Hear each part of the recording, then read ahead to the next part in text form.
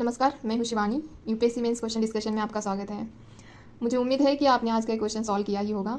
तो ये जो आप स्क्रीन पे यहाँ पे क्वेश्चन देख रहे हैं, ये 2022 के मेंस का क्वेश्चन है। तो मुझे उम्मीद है कि आपने ये सॉल्व किया ही होगा। क्वेश्चन डिस्कशन स्टार्ट करने से पहले मैं कुछ सार्क और बिम्स्टेक के बारे में बताना चाहती हूँ, ताकि आपको क्लैरिटी रहे। ये मैंने क्वेश्चन में ऐड नहीं किया, इसलिए मैं एक्स्ट्रा बता रही हूँ। जो सार्क का मैंने फुल फॉर्म यहाँ पे दिया है इंट्रो में, south Asian association for regional cooperation.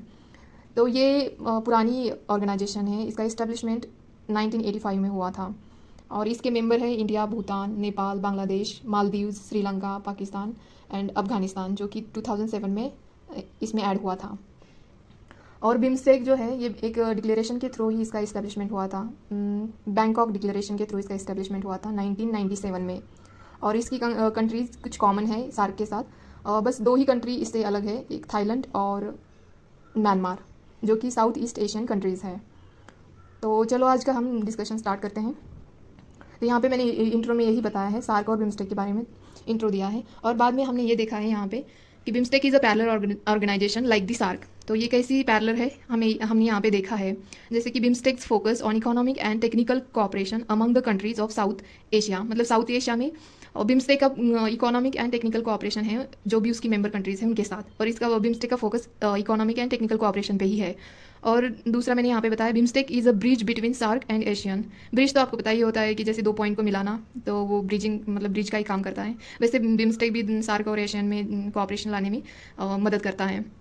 और जो एक सार्क का सैटेलाइट प्रोजेक्ट था जो कि अभी छोड़ दिया है, क्योंकि सार्क की समिट ही नहीं होती है, और इसका रीज़न बताया जाता है पाकिस्तान। ये 2016 की बात है जो छोड़ दिया। और SAARC does not have dispute resolving और मेडिएटिंग कन्फ्लिक्ट अरेंजमेंट। जैसे समिट ही नहीं होती, एक दूसरे को मेंबर मिलते ही नहीं है, तो उनके प्रॉब्लम कैसे सॉल्व होंगे, उनके बीच में मेडिएशन कैसे होगा। तो इसीलिए ये ये नहीं, अरेंजमेंट का कोई फैक्टर ही नहीं है सार्क के अंदर। बिम्स्टेक्स मेंबर हैव कॉर्डियल रिलेशनशिप, मतलब एक दूसरे जैसे फ्रेंडशिप होती है, वैसे बिम्स्टेक के मेंबर्स कंट्रीज़ का है, जो कि सार्क में हमको दिखाई नहीं देता है। तो चलो हम सेकेंड और अब जो क्वेश्चन की सेकंड डिमांड है, similarities and dissimilarities between SAARC and BIMSTEC. ये तो आप भी बता सकते हो, जो फर्स्ट पार्ट मैंने बताया उसके अकॉर्डिंग आप भी बता सकते हो कि सिमिलैरिटीज़ क्या है इनके बीच में। बोथ हैव कॉमन मेंबर्स, जैसे कि मैंने बताया नेपाल, भूटान, श्रीलंका, बांग्लादेश, ये जो है ये जो कंट्रीज़ है ये बिम्स्टेक में भी मेंबर है।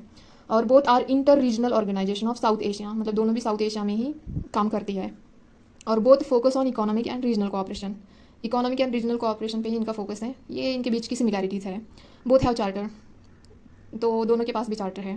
तो ये सिमिलैरिटीज़ हो गई। Dissimilarities, BIMSTEC does not have any regional trade agreement, मतलब बिम्स्टेक के पास कोई रीजनल ट्रेड एग्रीमेंट नहीं है, बट सार्क के पास है। उसका नाम है SAFTA।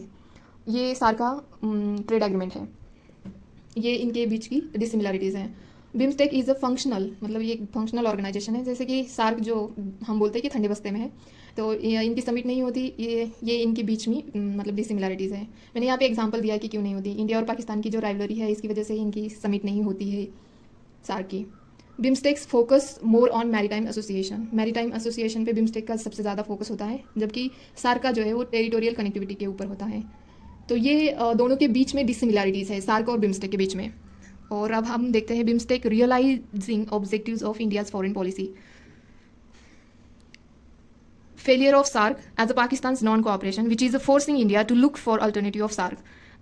अब समिट भी नहीं हो रही है, इनके मेंबर मिल भी नहीं रहे हैं, तो एक टाइप का ये फेल ही हुई है, बट इसको हम रिवाइव कर सकते हैं।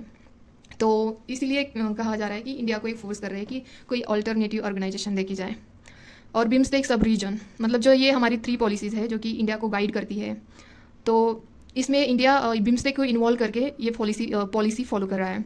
नेबरहुड फर्स्ट पॉलिसी है, एक्ट ईस्ट पॉलिसी है, एंड इंडो पैसिफिक कंस्ट्रक्ट जो है, ये सब मिल के साउथ एशिया में काम कर रहे हैं।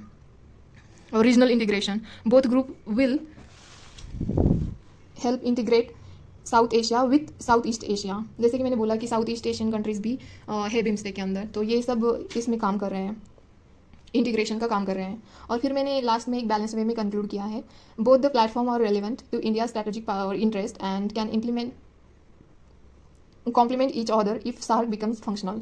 सॉरी, मैंने इम्प्लीमेंट बोला, कॉम्प्लीमेंट है वो।